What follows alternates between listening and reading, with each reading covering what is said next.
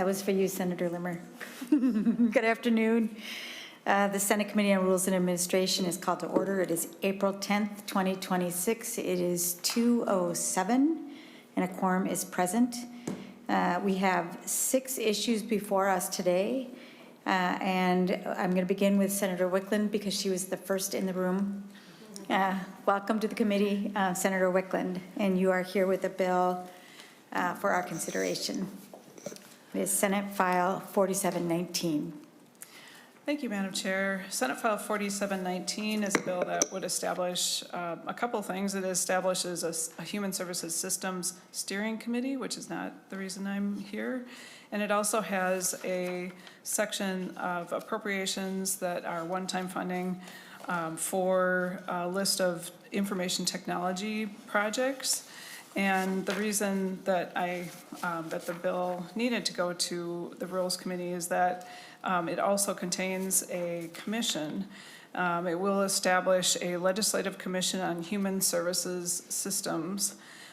So subdivision 1 establishes the commission and provides the duties.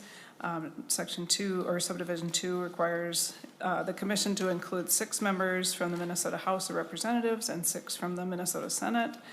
It requires that the LCC provide administrative support, and also there's a requirement for an annual report to the legislature, and then it provides for an expiration date of December 31st, 2033.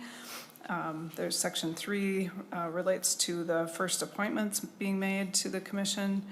And this came about because of work that is going on this year to understand better our needs to modernize our IT systems. I think all of us have heard a lot about that, and we understand that there are some really important IT systems that are aging, that have become out of date, and the process to either replace or update or migrate to a different system is a very complex and time-consuming and expensive one, and it's one that the legislature has sort of intermittent ability or intermittent interactions with. Some of our committees, Human Services Committee, we deal with some of the systems, but there's not a concentrated understanding of how the systems work, and also to monitor kind of needs for modernizing and changing out systems over time. So this commission would be established to provide a group of legislators that would have that ability to focus on the oversight and monitoring of efforts by counties and DHS, Minute, and DCYF, to manage, develop, update, modernize information technology systems across the human services programs. It would be a way to provide greater understanding of the needs of counties and the agencies, and to review where challenges are that we're facing right now in terms of how do we effectively procure and deliver human services programs with these important systems in mind. How do we look at maybe what other states are doing to do this more efficiently or in a more cost-effective way? It would just give us a better group of people who can go back to their committees and then have greater influence on how the legislature procures and implements new systems. So happy to answer any questions about it. Hopefully that's a brief introduction. Thank you, Senator Wiklund and members. The jurisdiction of this committee really is about the commission that is before us, and I would like it if we could limit our questions, although I know that this is a topic of a lot of interest and import for the legislature. Members, do you have questions? Senator Pappas. Thank you, Madam Chair. 12 members of the legislature actually seems like a lot. I think it may be difficult to get everyone to meetings when it's that large. Okay. So how did you determine that 6 from the House, 6 from the Senate was the right number? Senator Wiklund. Madam Chair, Senator Pappas, I think it was just understanding kind of the breadth of the human services realm and how many important systems there are and how it normally crosses over between multiple committee jurisdictions. In the Senate, it is, both within the realm of my committee, the Health and Human Services Committee, and it also touches the Human Services Committee. I guess what I would want to weigh is just what's the right number if we want to make sure that if there are people spread across, important committees like that, how do we determine the right number so that people have a comprehensive view, or that we have a comprehensive view on the commission? Okay, thank you, that makes sense. Thank you, Senator Pappas. Senator Limmer. Thank you, Madam Chair. I had the same concern that Senator Pappas had about the number. I think back on a related commission, Data Practice Commission. It's difficult to find members that want to be on the Data Practice Commission. I got to admit, it's not the most exciting subject matter when you're discussing things like data privacy, but some members are appointed and they accept that appointment more out of obligation. They aren't always the most inspiring members on the commission, but it's an education process as well. And I was concerned about the number. Are there 6 members in the Senate that actually would want to be on an IT commission? And I'm just concerned about that because when we get into some of these new technologies and new subject matters that challenge, in the case of data practice, the data security of individuals, the subject is so far out there that a lot of people, even our constituents, don't know what's affecting them. And so I'm just concerned about the 6 members as opposed to perhaps 4. You certainly could invite members from these discipline committees that could give testimony to these members, but I'm just concerned that there might be a difficulty in keeping the interest or finding the interest of senators. Senator Wiklund. Thank you, Madam Chair, and thank you, Senator Limmer and Senator Pappas. And I can certainly give that some more thought and maybe think about how our committees are organized today and whether 4 would be, still enough, but like you say, not too challenging to find. And Madam Chair. Senator Limmer. And Madam Chair, I understand that the commission is got a date to expire in 2033. Seems like a long ways out. Could the IT system that is the subject of this commission, is it something that will take that long, or is this more of a prolonged focus? And maybe you could reveal to me why you chose the expiration date in 2033. Senator Wiklund. Madam Chair, Senator Limmer, that was based on advice from council. When I worked on establishing the Legislative Commission on Cybersecurity, I worked with Ms. James on that, and we originally put in a 7-year date for that one to have an expiration, and this year actually we are working on extending that because we know that we don't want it to expire. It's something that we should have in place. And so when I went back to her on developing the language for this commission, I've spoken with her about how long these usually are. At 7 was the year or the number that she said was most common. I don't think it reflects like an attempt to assess how long any given system needs to be put in place, but I do think that over time, since there are so many different systems involved, there is an ongoing need for people to understand how they fit together and how we might need to adjust to modernize any given one of them, so. Madam Chair. Senator Limmer. One last thing, I would agree that the technology seems to be changing so fast, it's difficult to keep up with it, and we most likely do need a singular focus by legislators to kind of keep up with the technology, especially around the areas of computer security. And if you talk to DPS, they will tell you how many different attacks we get every single year, and the number is rising. And it's not just domestically the source, it's internationally from the source. So, but I was concerned about whether or not there was enough interest in the legislature to have a focus by members on it. I'm done. Thank you, Senator Limmer. Senator Rest. Thank you, Madam Chair and Senator Wiklund. I have some of the same concerns from a slightly different viewpoint. A number of years ago, we established guidelines for all kinds of legislative task force, and the reason why your bill is here is because this commission involves legislators for which who will be eligible for per diem, et cetera.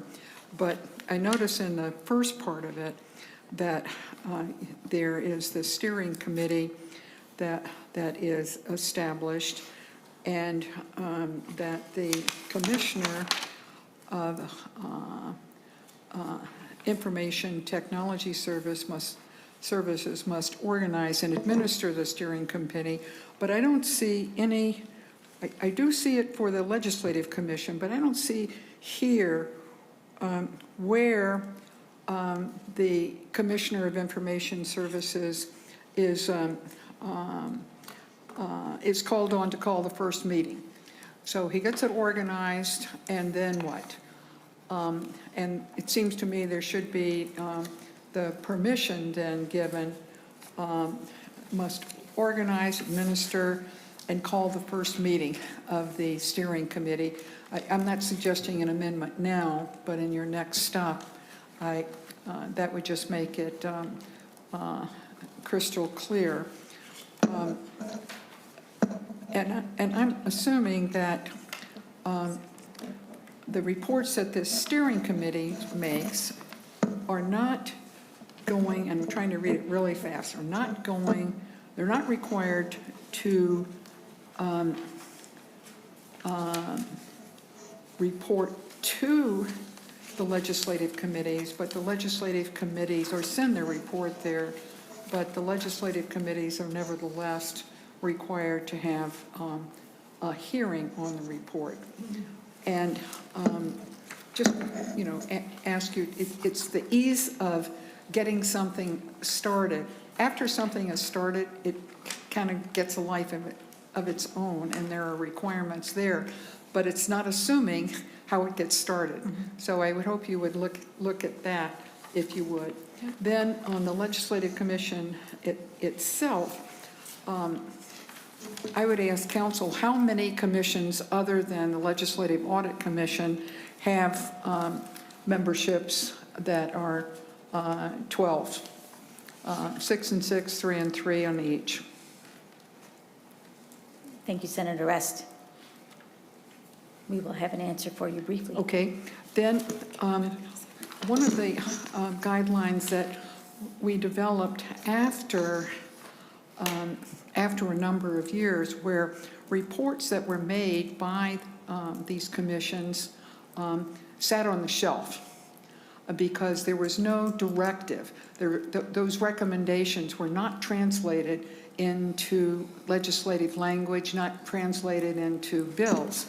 And it's easy enough to come up with a report, relatively speaking, but the proof in the pudding ended up being requiring the commission to forward legislation built on their recommendations to the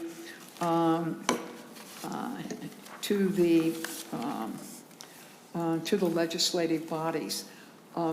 that puts a little bit more of a active burden or responsibility of putting the reports into possible legislative action. And it ended up being the key points of the of any kind of legislative task force and or commission to require that if you're going to recommend this, send us the language that would enable the legislation. And those reports then started being much more important to the committees that were going to take them up. Not that they had to take that legislative language, but that they had it before them, what it would look like if they enacted the recommendations that were actually in the report. So I hope at the next stop that you would put that requirement in of that legislative reports. And I have no problem at all with there being 12 members of the legislature and thinking that somehow this is going to be boring and that nobody will want to come. On the contrary, this is an important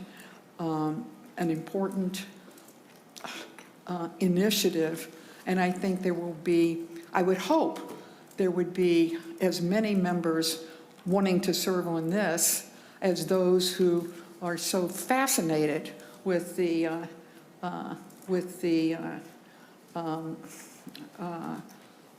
all the discussion that we have about fraud. There should be as many people who want to get into it this way, in a positive way, and make recommendations and encourage legislation than you know, the whatever, a couple of dozen bills on preventing fraud, punishing fraud, and holding up our hands and saying we don't know what to do about fraud. But I think this is a really good idea, and and it's an important legislative responsibility and should not be set aside. Thank you, Madam Chair. Thank you, Senator Rest. Senator Wiklund? Yeah, thank you for all of the advice, and I can certainly add in the area of the steering committee about getting the meetings organized. I think that is a really good point. We want to make sure that they can get started, and the steering committee is really meant to help the agencies and the counties work together more closely on systems efforts and have some structure to it that isn't there today. And so I definitely don't want it to be where that languishes and then they don't get started. As far as the legislative changes or having draft language provided, we can certainly add that. There's a requirement to provide recommendations for legislative changes, but we can make it more explicit that it be actual language, you know, legislative language. And I do think this is an area where the legislature can do a better job. We have created more knowledge around cybersecurity over the time that I've been in the Senate, but I think the IT realm in general and how important systems are to delivering services to people, that's just grown in terms of the impact. And we notice it when things happen, but I don't think we have as much in-depth experience as legislators about these systems, and I think having this commission would help us with that. So. Thank you, Senator Wiklund. Ms. Dangle, did you have a question or an answer for Senator Rest's question? Thank you, Madam Chair and Senator Rest. I don't have a comprehensive answer for you at this point about the number of appointees on commissions. I don't have a database that I can look into, but I think from some quick information I was able to gather from some other staff, having 12 members and only members seems maybe a bit unusual, but probably not unheard of. There are, I think, upwards of 10 other task forces or commissions or those sorts of things that have at least 6 people, 6 members appointed to them. So that's a partial answer. We can do some more work and get back to you, but Thank you. that's what I was able to scrape together in that amount of time. Thank you, Madam Chair. Thanks, Senator Rest. Senator Miller. Thank you, Madam Chair. I share the same concerns about the number of members on the commission, and not just this commission, but just in general. And I think it might be something that the Rules Committee may want to look at in future years, is how many commissions do we have, and how many slots are there for legislators, specifically for senators. And my concern isn't so much that members don't find it interesting as much as members are getting spread pretty thin, and it's a challenge to find members that have the time or the capacity to serve on these different commissions. So just something to think about for the future, for the Rules Committee to take a look at for the future. Thank you, Senator Miller. That is good advice. Members, are there other questions?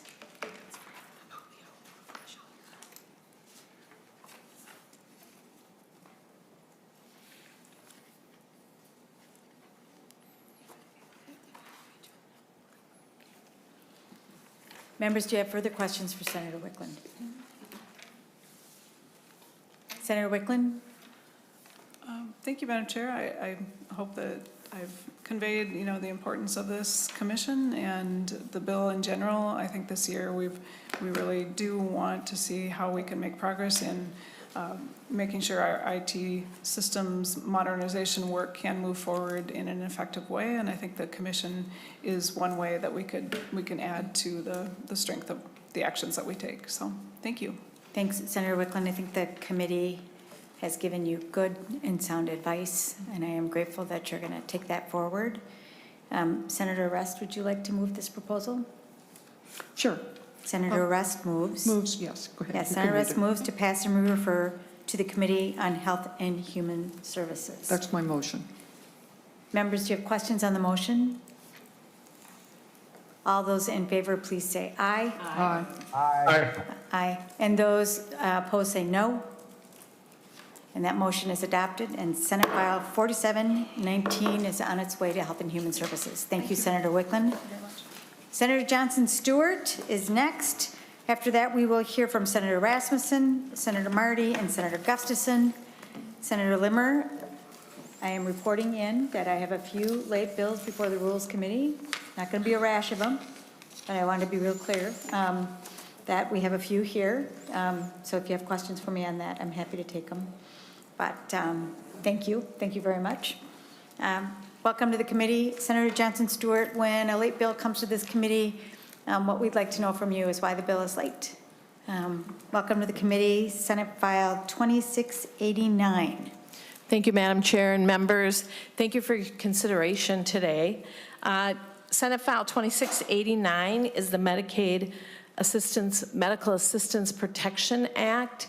And the reason that it is late is last week we had a secured path for the bill to be re-referred out of state and local government into judiciary. And from there we had a path to meet our deadline. Senator Cruin, who is a member of judiciary, made a motion on the floor that it be not re-referred and it go back to state and local.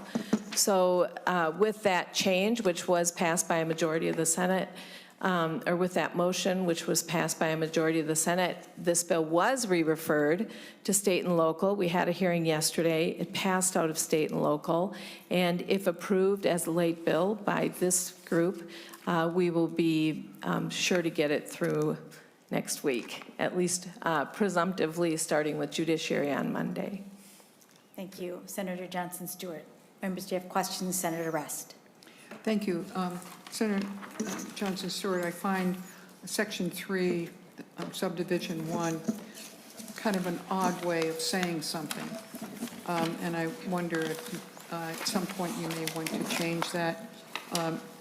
I can't imagine that at any point medical assistance fraud would be permitted.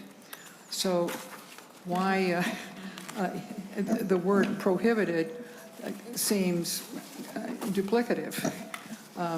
Fraud is not a crime, maybe every time, but I can't imagine when fraud is not a crime or when it would ever be permitted. So I would suggest that you work with counsel to take the word prohibited out of that line and just have it say medical assistance fraud, and then it is then defined underneath. Just to it looks absurd otherwise. Sorry. Thanks for the advice, Senator Rest. And again, Senator Johnson Stewart, you're here to talk to us about why your bill is late. Other questions about this path for this proposal? Senator Johnson.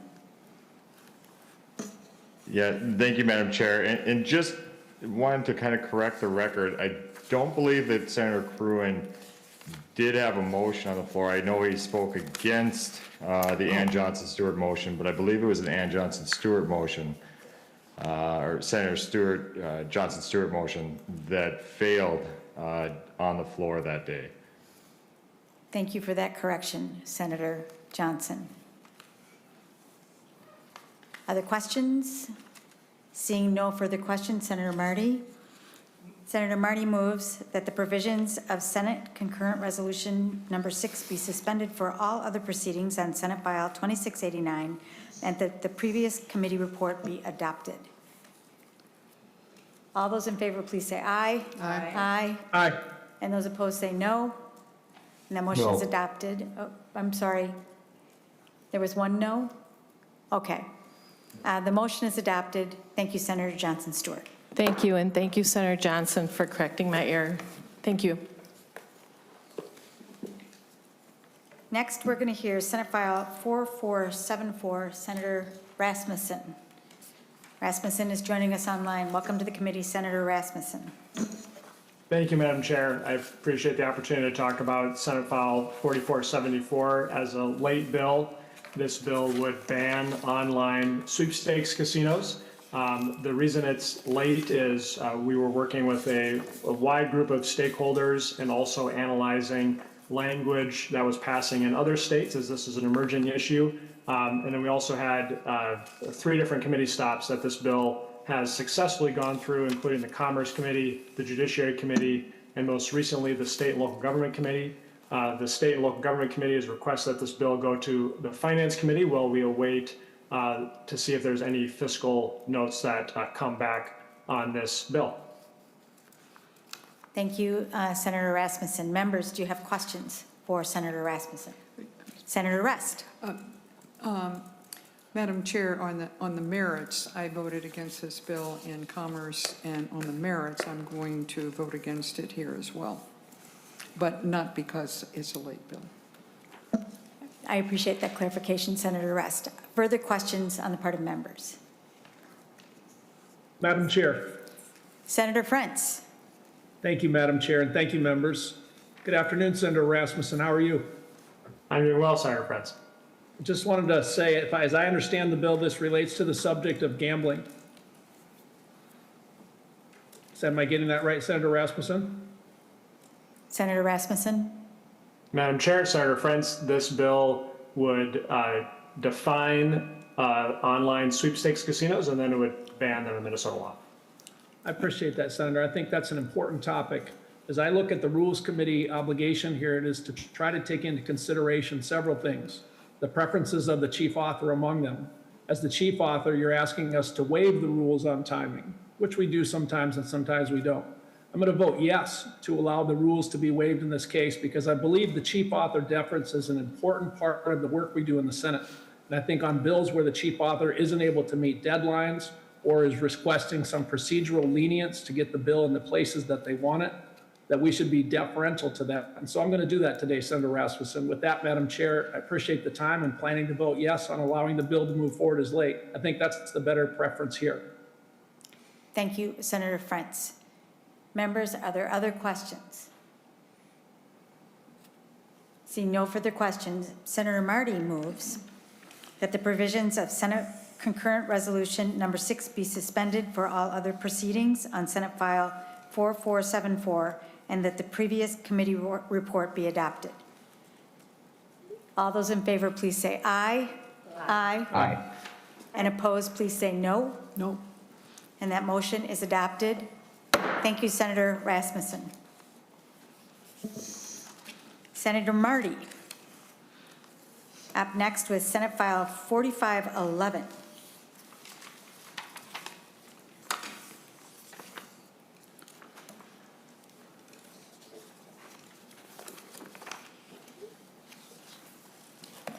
Welcome to the committee. Thank you, Madam Chair and members of the committee.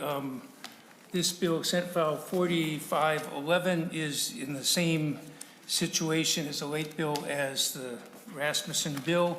It's a complex thing. We were trying to look at how other states were dealing with this. This is a bill that would clarify our laws on what is a bet and what is not a bet, and say that, that prediction markets are bets when they're dealing with things not like commodity futures trading, but when the futures are bets on sporting events or political events or all sorts of other things. And so the bill has been through 2 committees. It's on its way. It was on its way to Commerce Committee. And again, it was very complex trying to deal with the attorneys from all the entities involved in this and trying to figure out how to deal with the national issues, because it is a complex situation. So I'm asking the Rules Committee to exempt this, to give this one the pass to continue forward. And I'll say the urgency of this thing is that a year ago, I think 2 years ago, almost nobody knew what you were talking about. If you're talking about prediction markets, it's way down, not even on the table. And all of a sudden in 1 year, it's going up to here where everybody knows, it's in the news every day. There were news stories about it, national news stories about it in the last couple of days. And so I'm afraid if we wait another year to deal with this, it's going to be through the roof. Minnesota's had strict regulation of gambling, whether it's casino gambling or racetracks or lottery and other things. But this is going under the radar and trying to claim that these prediction markets are not betting. So this simply clarifies that. And because of the urgency, how fast it's growing and undercutting all of other existing gambling laws and so on, I'd urge the committee I ask the committee to let it to go forward. Are there questions, members, for Senator Marty? Senator Frentz. Thank you, Madam Chair, and thank you, members. Senator Marty, I'm assuming you were in the room when I made some comments to Senator Rasmusson, and just want to get on the record. I'm going to be voting yes to allow your bill to proceed as a late bill. I think there's value in the Rules Committee considering the preferences of the chief author, especially if there isn't any objection from the chairs of the relevant committees. I realize that sometimes we don't extend that, but I think generally as a courtesy, members are well served, including bipartisanly, to look for the preferences of the chief author and understand we can't always get these bills. If I'm using your words correctly, Senator Marty, you're asking for us to give you a pass. I'll be a yes vote for those reasons. Thanks, Madam Chair. Thank you, Senator Frentz. Senator Pappas. I'll yield to Senator Rest. Senator Rest. Madam Chair, thank you. Your mic. Mike. This bill, thank you very much, and will be voting no, which does not mean that I, unlike many others in my caucus, voted not to uphold decisions by the Rules Committee, and I certainly will, even though I'm going to be voting no at this point. Thank you, Senator Rest. Senator Pappas. I would make the motion then to forward this bill on, Senate File 4511. Senator Pappas moves that the provisions of Senate Concurrent Resolution Number 6 be suspended for all further proceedings on Senate File 4511, and that the previous committee report be adopted. All those in favor, please say aye. Aye. Aye. And those opposed, say no. No. No. And that motion is adopted. Thank you, Madam Chair and members of the committee. Thank you, Senator Marty. Last but not least, Senator Gustafson on Senate File 4745. Welcome to the Rules Committee.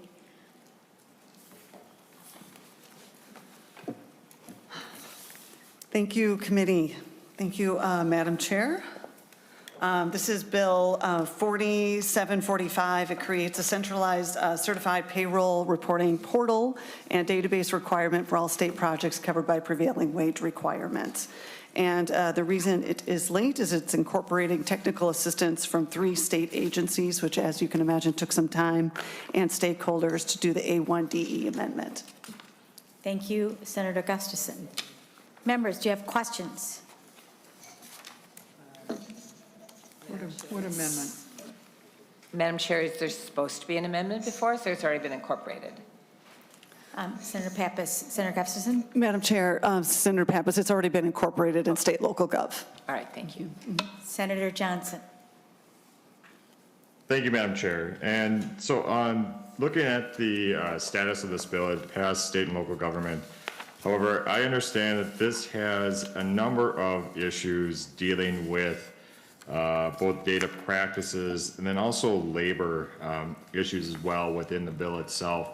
I have not seen that in the committees of those jurisdictions. Senator Gustafson, do you plan on, well, I guess this is going to finance, so why were those committees skipped? Senator Gustafson? Thank you, Madam Chair. So the labor isn't touched, it's just reporting. That's all that the bill does, is just organizes and centralizes the reporting. And then it does not, and I will lean on council to go into explanation if there's more needed, but it doesn't touch 13 as far as data privacy goes, so it would not need to go to judiciary. Senator Rest? Thank you. With regard to the status of the bill, at the top it says it's as introduced, but Senator Gustafson indicated that there was an amendment that is already part of this, but it does not indicate that there was an engrossment. So what is the story there that we can say that something is as introduced when it already includes an amendment, but it is not an engrossment? And is that because the committee report itself was not adopted? And if so, then that amendment that's in there shouldn't be in there. Thank you, Senator Rest. Ms. Stengel? Thank you, Madam Chair and Senator Rest. The committee report that includes the amendment is being waylaid by this Rules Committee hearing. So the committee report has been referred to Rules, and if Rules is voting on whether the committee report should be adopted. So the bill is excused as a late bill. The committee report will be forwarded to the floor for adoption, and then it will go to the next committee stop. So that's why you don't see an engrossment. But so, Madam Chair, this is not as introduced. It is not as introduced. It has been amended, but there has not been an engrossment produced yet because the committee report has I not think yet been that's adopted. an important distinction, and I hope that we will not see it like that in the future. Thank you, Senator Rest. Members, are there other questions for Senator Gustafson? Senator Marty moves that the provisions of Senate Concurrent Resolution Number 6 be suspended for all further proceedings on Senate File 4745, and that the previous committee report be adopted. All those in favor, please say aye. Aye. Aye. Aye. And those opposed say no. And that motion is adopted. Oh. The motion is adopted. And with that, this committee is adjourned. Thank you, members.